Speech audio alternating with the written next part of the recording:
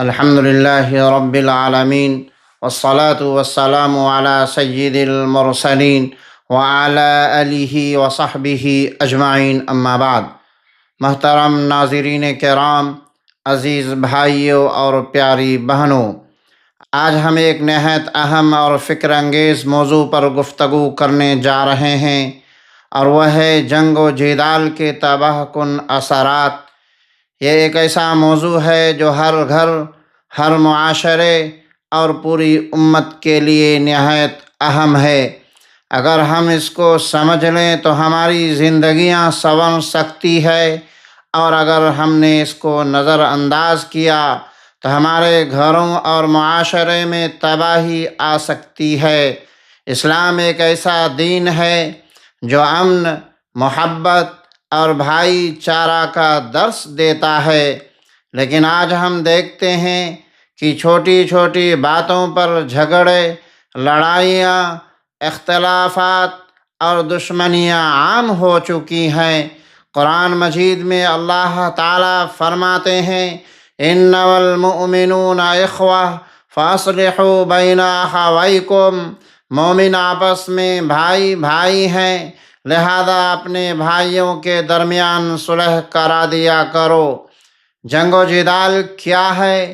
جنگ و جدال کا مطلب صرف تلواروں کی لڑائی نہیں، بلکہ زبان سے جھگڑا، دل میں نفرت رکھنا، سوشل میڈیا پر لڑائیاں، گھریلو اختلافات، یہ سب بھی جنگ و جدال میں شامل ہے۔ جنگ و جدال کی وجہ کیا ہے؟ تکبر اور انا۔ جب انسان خود کو بڑا سمجھنے لگتا ہے تو جھگڑا پیدا ہوتا ہے۔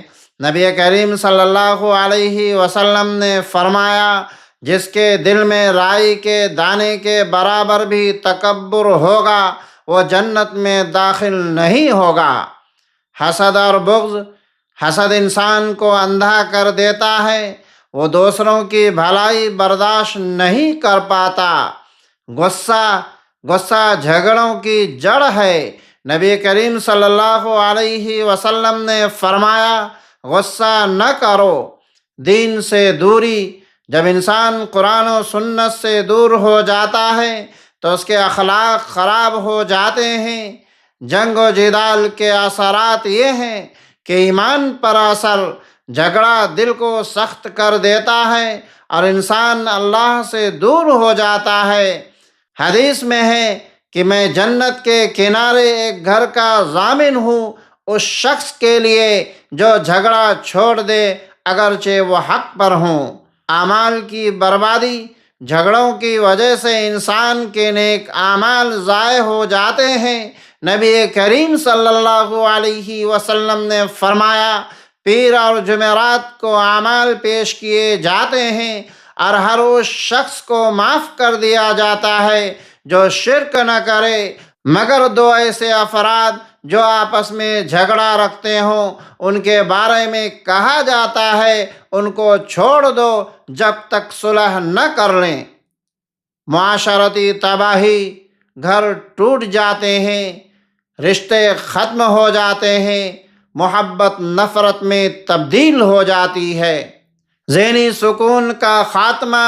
جھگڑا انسان سے سکون چھین لیتا ہے، دل بے چین رہتا ہے، دنیاوی نقصانات، وقت ضائع، مال ضائع، عزت ختم، آخرت میں خسارہ۔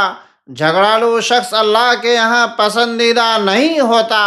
قرآن کا پیغام ہے، اللہ تعالیٰ فرماتے ہیں، وَلَا تَنَازَعُوا فَتَفْشَلُوا وَتَذْهَبَ رِيحُكُمْ، بس آپس میں جھگڑا نہ کرو ورنہ تم کمزور ہو جاؤ گے۔ نبی کریم صلی اللہ علیہ وسلم نے فرمایا، مسلمان وہ ہے جس کی زبان اور ہاتھ سے دوسرے مسلمان محفوظ رہے۔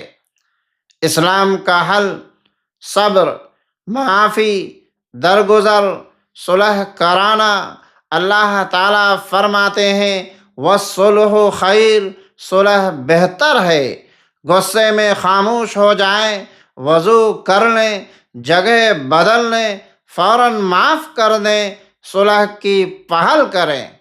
محترم سامعین، یاد رکھیں، جنگ و جدال کبھی کامیابی نہیں دیتا بلکہ تباہی لاتا ہے۔ اگر ہم چاہتے ہیں کہ ہمارے گھر، ہمارا معاشرہ، ہماری امت مضبوط ہو تو ہمیں جھگڑوں کو چھوڑ کر محبت اور صلح کا راستہ اختیار کرنا ہوگا۔